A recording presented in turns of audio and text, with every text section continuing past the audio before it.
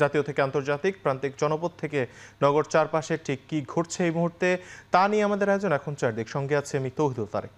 ছুটি শেষে কর্মব্যস্ত রাজধানীতে ফিরতেই তীব্র জ্বালানি সংকটের মুখোমুখি নগরবাসী। ফিলিং স্টেশনগুলোতে দীর্ঘ লাইন, ঘন্টার পর ঘন্টা অপেক্ষা আর সীমিত সরবরাহে চরম ভোগান্তিতে পড়েছেন কর্মজীবী মানুষ। মঙ্গলবার সকালে নারায়ণগঞ্জের সিদ্ধিরগঞ্জে তেলের ডিপোতে দেখা যায় শত শত লরি দীর্ঘ লাইনে দাঁড়িয়ে আছে জ্বালানি নেয়ার অপেক্ষায়। চালকদের অভিযোগ, নির্ধারিত কোটা শেষ হয়ে গেলে ডিপো থেকে সরবরাহ বন্ধ করে দেওয়া হয়। পুরো দিন অপেক্ষা করেই ফিরতে হয় খালি হাতে। এদিকে সচিবালয়ে বিদ্যুৎ, জ্বালানি ও খনিজ সম্পদ মন্ত্রী ইকবাল হাসান মাহমুদ দাবি করেছেন, হঠাৎ বিক্রি বেড়ে যাওয়ায় জ্বালানি তেলের সংকট দেখা দিয়েছে। প্রয়োজনের অতিরিক্ত তেল না নিলে সরবরাহ ঠিক থাকবে।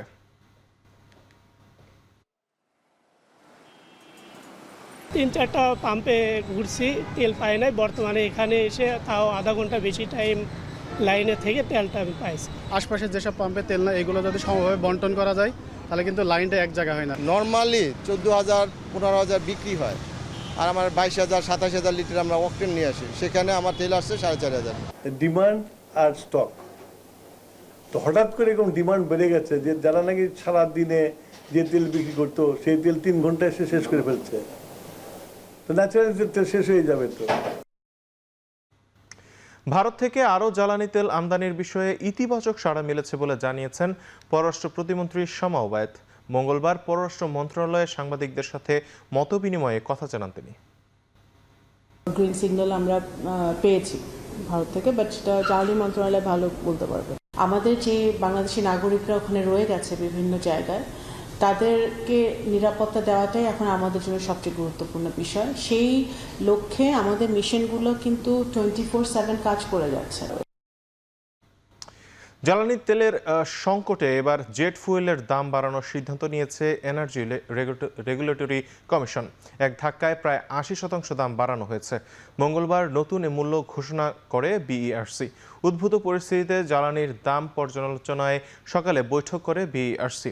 এতে তেল বিপণনকারী বিভিন্ন সংস্থা, পেট্রোলিয়াম কর্পোরেশন সহ বিইআরসির ঊর্ধ্বতন কর্মকর্তারা উপস্থিত ছিলেন। অভ্যন্তরীণ রুটে ফ্লাইটের জন্য প্রতি লিটার জেট ফুয়েলের দাম 112 টাকা 41 পয়সা থেকে বাড়িয়ে 202 টাকা 29 পয়সা করা হয়েছে। লিটার প্রতি দাম বাড়ানো হয়েছে 89 টাকা 88 পয়সা বা 80%।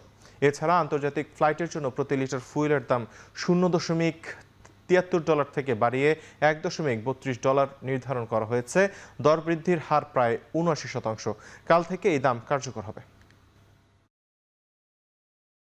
ইউরোপের যে কয়েকটি দেশের ভিসা পায় বাংলাদেশ, সেই সব ভিসার সেবা ঢাকা থেকে চালুর বিষয়ে দিক নির্দেশনা দিয়েছেন প্রধানমন্ত্রী তারেক রহমান। মঙ্গলবার দুপুরে সচিবালয়ে প্রধানমন্ত্রীর সঙ্গে বৈঠকে এ কথা জানান প্রবাসী কল্যাণ প্রতিমন্ত্রী নুরুল হক নূর। আরও জানান, ব্যাংক থেকে বিদেশগামী শিক্ষার্থীদের 10 লাখ টাকা পর্যন্ত ব্যাংক গ্যারান্টি ঋণ দিতে প্রবাসী কল্যাণ ও বৈদেশিক কর্মসংস্থান মন্ত্রণালয়কে নির্দেশনাও দিয়েছেন প্রধানমন্ত্রী। প্রবাসী কল্যাণ ব্যাংক ঋণ দেবে, সেটা কিন্তু নগদ ক্যাশ দিবে না। আপনার যেখানে সাপোর্ট প্রয়োজন, যেমন ধরেন ওদের কোনো পেমেন্টের ক্ষেত্রে আপনার কোথাও পেমেন্ট দেওয়া লাগবে, ওই পেমেন্টের ক্ষেত্রে আপনি ইউজ করতে পারবেন।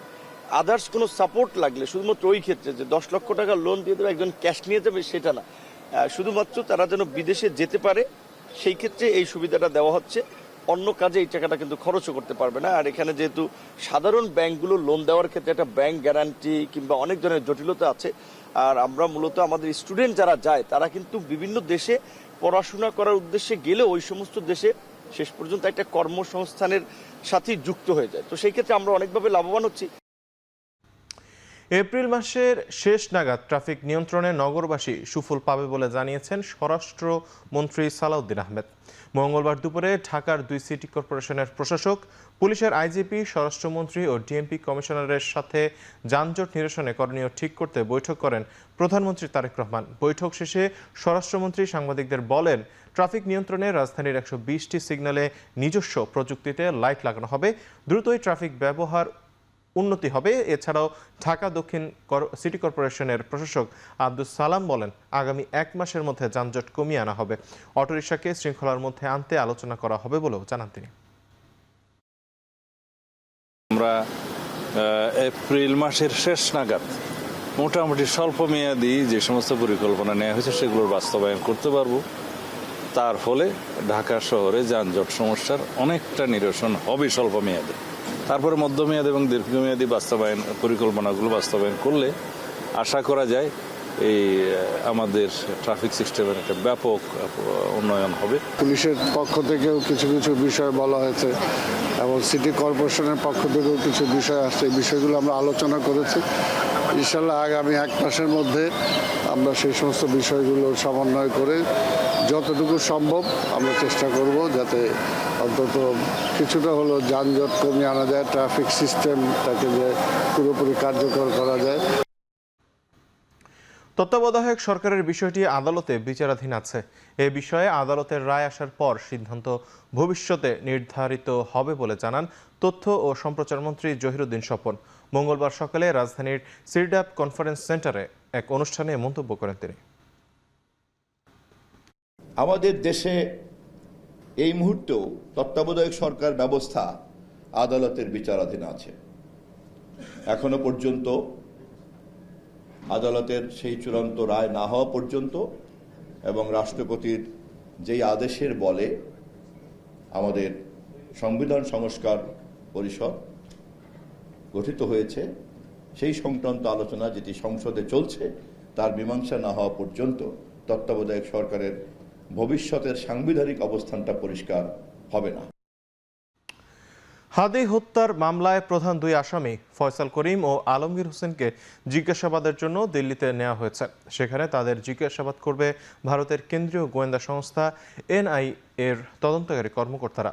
2 অভিযুক্তকে নিজেদের হেফাজতে রেখে জিজ্ঞাসাবাদের জন্য আদালতে আবেদন করে কেন্দ্রীয় গোয়েন্দা সংস্থা। বিচারক এতে সম্মতি দেয় রাতেই কেন্দ্রীয় গোয়েন্দা দপ্তরের একটি বিশেষ দল অভিযুক্তদের কলকাতা থেকে দিল্লিতে নিয়ে যায়। এর আগে রোববার পশ্চিমবঙ্গের আদালতে তোলা হয় মাসুদ ও আলমগীরকে। তাদের রিমান্ড শেষে দমদম কারাগারে পাঠানোর নির্দেশ দেয় বিচারক, যদিও আদালতে তোলার সময় হত্যার দায় অস্বীকার করে ফয়সাল। মার্চের শুরুতে বাংলাদেশ সীমান্তবর্তী বনগাঁয় অভিযান চালায় পশ্চিমবঙ্গ পুলিশের special task force STF।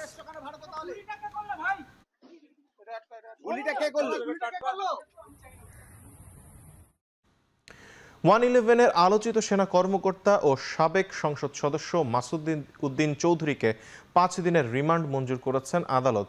Paltan থানার মানব পাচার আইনের মামলায় তাকে গ্রেপ্তার দেখানো হয়। সোমবার গভীর রাতে রাজধানীর বাড়িধারার বাসা থেকে ডিবির একটি দল মাসুদ উদ্দিন চৌধুরীকে গ্রেপ্তার করে।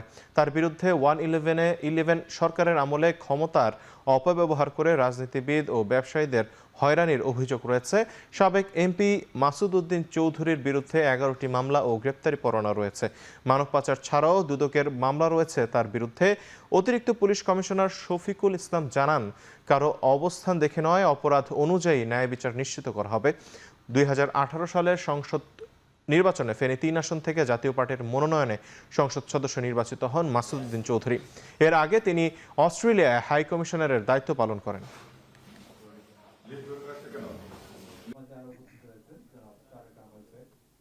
রাজধানীর বাড়িধারা এলাকা থেকে ঢাকা মহানগর গোয়েন্দা পুলিশের একটি দল রাজধানীর বাড়িধারা এলাকা থেকে সাবেক সংসদ সদস্য মাসুদ উদ্দিন চৌধুরীকে গ্রেপ্তার করে। গ্রেপ্তারকৃত মাসুদ উদ্দিন চৌধুরীর বিরুদ্ধে ফেনী জেলায় 6টি, ঢাকা মেট্রোপলিটন এলাকায় 5টি, মোট 11টি মামলার তথ্য এ পর্যন্ত আমরা পেয়েছি। উনি পলাতক থাকায় ওনার বিরুদ্ধে আদালত কর্তৃক গ্রেপ্তারি পরোয়ানা ইস্যু করা হয়েছে। ফেনী জেলায় আরও 3টি মামলা এবং ডিএমপির 5টি মামলা সহ মোট 8টি মামলা এখনও তদন্তাধীন। রাজধানীর শ্যামলীতে অভিযান চালিয়ে টিজি জেনারেল হাসপাতাল বন্ধের ঘোষণা দিয়েছে স্বাস্থ্য অধিদপ্তর। এ সময় অভিযান চালানো হয় আরও 4টি হাসপাতালে। এর মধ্যে যমুনা হাসপাতালের ICU ও NICU সহ অপারেশন থিয়েটার কার্যক্রম বন্ধের নির্দেশনা দেয় স্বাস্থ্য অধিদপ্তর। মঙ্গলবার দুপুরে শ্যামলীর মুক্তিযোদ্ধা টাওয়ারে এ অভিযান চালায় অধিদপ্তরের পরিচালক আবু হোসেন মইনুল আহসান। অভিযান শেষে সাংবাদিকদের জানান, ICU NICU সুযোগ সুবিধা ও চিকিৎসার ন্যূনতম আধুনিক ব্যবস্থা না থাকা সহ বিভিন্ন অভিযোগে বন্ধের ঘোষণা দেওয়া হয় টিসি জেনারেল হাসপাতাল। একই অভিযোগে আরও বেশ কয়েকটি হাসপাতালে অভিযান চালায় স্বাস্থ্য অধিদপ্তর। দেওয়া হয় বিভিন্ন নির্দেশনা। স্বাস্থ্য খাতকে উন্নত করতে অভিযান অব্যাহত থাকবে বলেও জানান তিনি।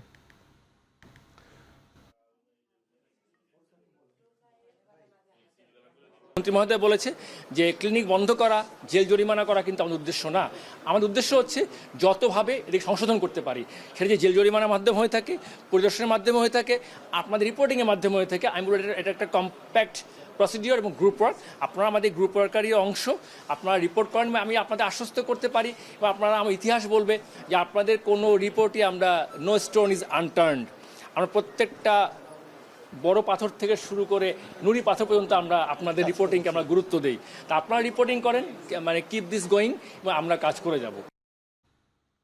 স্বাস্থ্য খাতে অনিয়ম বন্ধে প্রধানমন্ত্রী জিরো টলারেন্স নীতি ঘোষণা করেছেন বলে জানিয়েছেন স্বাস্থ্যমন্ত্রী সর্দার সাখাওয়াত হোসেন বকুল। মন্ত্রী বলেন, আগামী 7 দিন রাজধানীর আসাদ গেট থেকে শ্যামলী পর্যন্ত বিভিন্ন ক্লিনিকে অভিযান চলবে। মঙ্গলবার সকালে সচিবালয়ে ব্রিফিংয়ে স্বাস্থ্যমন্ত্রী আরও বলেন, প্রতিদিন কোনো না কোনো ক্লিনিক পরিদর্শন করবেন সংশ্লিষ্ট কর্মকর্তারা। পর্যায়ক্রমে সারা দেশে হাসপাতাল, ক্লিনিকে পরিদর্শন করা হবে বলেও জানান তিনি। মন্ত্রী বলেন, লাইসেন্স অনুযায়ী নিয়ম মানতে হবে, যথাযথ স্বাস্থ্যসেবা দিতে হবে। অনিয়ম করে কোনো ক্লিনিক পরিচালনা করা যাবে না বলেও হুঁশিয়ারি করেন স্বাস্থ্যমন্ত্রী।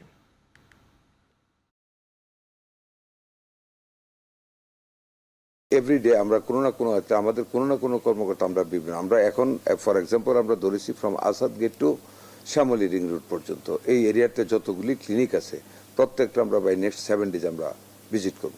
আমাদের মাননীয় প্রধানমন্ত্রী আমাদেরকে এইসব ব্যাপারে একেবারে জিরো টলারেন্সের কথা বলেছেন, অ্যান্ড উইল ডু দ্যাট। বিগত সরকারের লুটপাট আর টাকা পাচারের কারণে বাংলাদেশের 7 থেকে 8টি ব্যাংক অচল অবস্থায় রয়েছে বলে মন্তব্য করেছেন পানি সম্পদ মন্ত্রী শহীদউদ্দিন চৌধুরী অ্যানি। মঙ্গলবার দুপুরে লক্ষ্মীপুর জেলা পরিষদে নতুন প্রশাসকের দায়িত্ব গ্রহণ অনুষ্ঠানে প্রধান অতিথির বক্তব্যে এসব কথা বলেন তিনি। মন্ত্রী বলেন, বাংলাদেশের 7 থেকে 8টি ব্যাংকের অচল অবস্থা এই কঠিন সময় পার করতে দরকার সবার আন্তরিকতা ও সহযোগিতা। তিনি আরও বলেন, সারা দেশে অনেকগুলো মেগা প্রজেক্ট হয়েছে যার সুবিধা প্রত্যন্ত অঞ্চলের মানুষ পাচ্ছেন না। আবার প্রয়োজনীয় মেগা প্রজেক্ট হয়েছে মেগা দুর্নীতি। এ সময় তিনি বলেন, কেউ দুর্নীতি করলে তার দায়ভার তাকেই নিতে হবে, সরকার নেবে না এবং তার বিরুদ্ধে ব্যবস্থা গ্রহণ করা হবে বলেও জানান তিনি।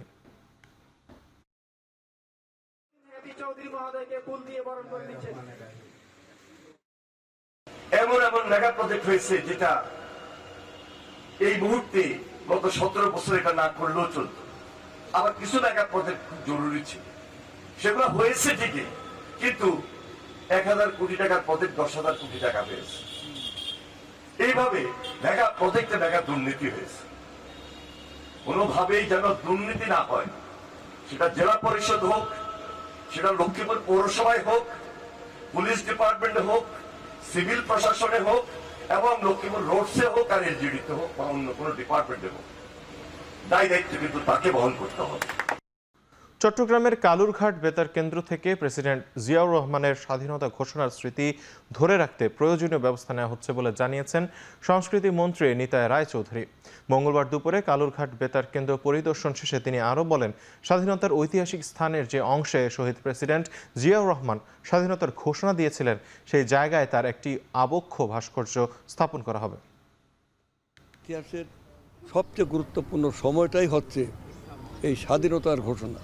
আমরা ভাবছি যে স্মৃতি জাদুঘর এবং এইতে দুটোই ধারাবাহিকভাবে অঙ্গাঙ্গিকভাবে আনবো, নাকি এখানে একটা আলাদা কিছু করা যায়, এইটা নিয়ে আমরা চিন্তা ভাবনা করছি।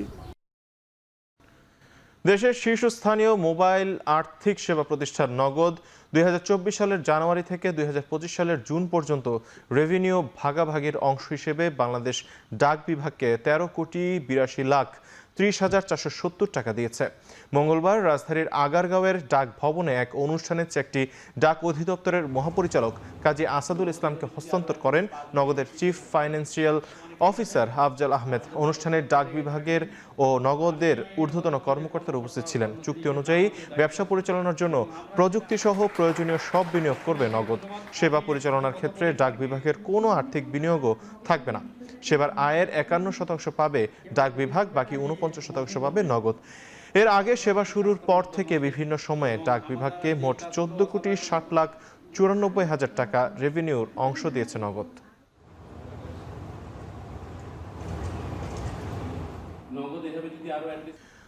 আন্তর্জাতিক প্রসঙ্গ, সৌদি আরবের পূর্বাঞ্চলীয় প্রদেশকে লক্ষ্য করে ছোড়া মোট 19টি ড্রোন ধ্বংসের দাবি করেছে দেশটির প্রতিরক্ষা মন্ত্রণালয়। সতর্কমূলক সাইরেন বাজানো হয়েছে বাহরাইনে। এদিকে ইরাকের আনবার প্রদেশে ইরান সমর্থিত PMF ঘাঁটিতে বিমান হামলায় 6 জন নিহত হয়েছে। জবাবে ইরাকি ভূখণ্ড থেকে হাসাগা ঘাঁটিতে রকেট হামলার খবর দিয়েছে সিরীয় সেনাবাহিনী। জেরুজালেমে ব্যাপক বিস্ফোরণের খবর পাওয়া গেছে। ক্ষেপণাস্ত্র হামলায় ইসরায়েলের একটি ভবন ক্ষতিগ্রস্ত হয়েছে। হাইফার নিকটবর্তী একটি শহরে ইরানি ক্লাস্টার বোমা হামলা হয়েছে। অন্যদিকে তেহরানে মার্কিন ইসরায়েলি হামলায় এক ইরানি শিক্ষাবিদ ও দুই শিশু নিহত হয়েছে। মধ্য ইরানের ইস্পাহান ও খুররাম শাহরে 2টি হামলা হয়েছে। বৈরুতে দক্ষিণে ইসরায়েলি হামলায় 2 জন নিহত হয়েছেন।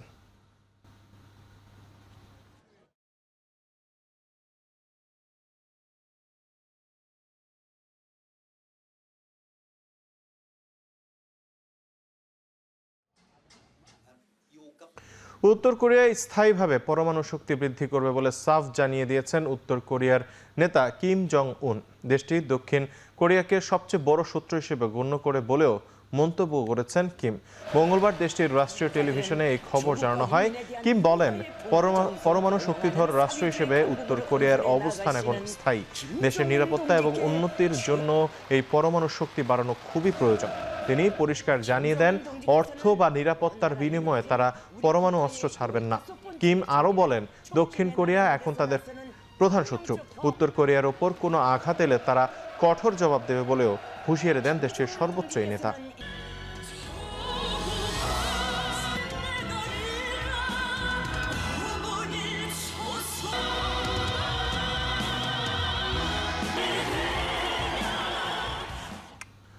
আন্তর্জাতিক প্রীতি ম্যাচকে সামনে রেখে ভিয়েতনামে বাংলাদেশ দলের সঙ্গে যোগ দিয়েছেন হামজা দেওয়ান চৌধুরী। আসন্ন 2 ম্যাচকে সামনে রেখে এখন পূর্ণ দল নিয়ে প্রস্তুতি নিচ্ছেন কোচ হেভিয়ার কাভরেরা। এশিয়ান কাপ বাছাই পর্বের প্রস্তুতিতে ভিয়েতনামের মাটিতে অনুশীলন করছে বাংলাদেশ জাতীয় ফুটবল দল। নিজের ক্লাব লেস্টার সিটির ব্যস্ততায় নির্ধারিত সময়ের 2 দিন পর ক্যাম্পে পৌঁছেছেন হামজা। টার্কিশ এয়ারলাইন্সে করে বাংলাদেশ সময় বিকেল 3টার দিকে ভিয়েতনামে পৌঁছান তিনি। তবে যোগ দিতে পারেনি দলীয় অনুশীলনে। 26 মার্চ ভিয়েতনামের বিপক্ষে প্রীতি ম্যাচে নামার আগে অনুশীলনের জন্য কেবল 1 দিন সময় পাবেন হামজা। 31 মার্চ সিঙ্গাপুরের বিপক্ষে বাছাই ম্যাচ সামনে রেখেই মূলত প্রীতি ম্যাচটি খেলছে বাংলাদেশ। এই 2 ম্যাচ শেষে পুরো দল দেশের উদ্দেশ্যে রওনা দিলেও ইংল্যান্ডের পথে উড়াল দেবেন দেশের ফুটবলের পোস্টার বয়। দায়িত্ব নিশ্চিতের পরেই ক্রিকেট বোর্ডে এসেছেন বিসিবির নতুন প্রধান নির্বাচক হাবিবুল বাশার সুমন। 4 জনের নতুন নির্বাচক প্যানেল নিয়ে সন্তুষ্ট ঝরল তার কণ্ঠে। ইউথের একটা ভালো মিশ্রণ আছে এখানে। যারা এসছেন নতুন এসেছে, হাসিবুল জন শান্ত তো আগেতেই কাজ করছিলেন। বাকি যে 2 জন এসেছেন, নাইম ইসলাম অনেক এক্সপিরিয়েন্স, জাতীয় দলে খেলেছেন এবং লম্বা সময় ধরে ফার্স্ট ক্লাস ক্রিকেট খেলেছিলেন। এবং ন্যাশনাল টিম তো যখন আমরা তৈরি করি, মানে আমার প্রিভিয়াস এক্সপিরিয়েন্স থেকে আমি যেটুকু শেয়ার করতে পারি সেটা হচ্ছিল, একটা তো ন্যাশনাল টিমে যারা খেলছেন তারা খুব ভিজিবল, তারা কী করছেন না করছেন আমরা সবাই জানি, মানে ফলো আপ করা হয়। কিন্তু তাদের বাইরে যারা আছেন, ঘরোয়া ক্রিকেট যারা খেলছেন, তাদেরকে ক্লোজলি দেখাটা খুব ইম্পর্টেন্ট। নাদির চৌধুরী জুনিয়র লেভেলে কাজ করেছেন, ফার্স্ট ক্লাসে খেলেছেন, তো ঘরোয়া ক্রিকেটে কোন প্লেয়ারটা কেমন করছেন এই আইডিয়াটা তারা খুব ভালো দিতে পারবেন। শেষ করছে এখন চারদিক। এখন টিভি ওয়েবসাইটে দেখতে ভিজিট করুন www.ekhon.tv এবং ফেসবুকে দেখতে ভিজিট করুন facebook.com/tv.ekhon এবং ইউটিউবে দেখতে ভিজিট করুন youtube.com/c/ekhon tv।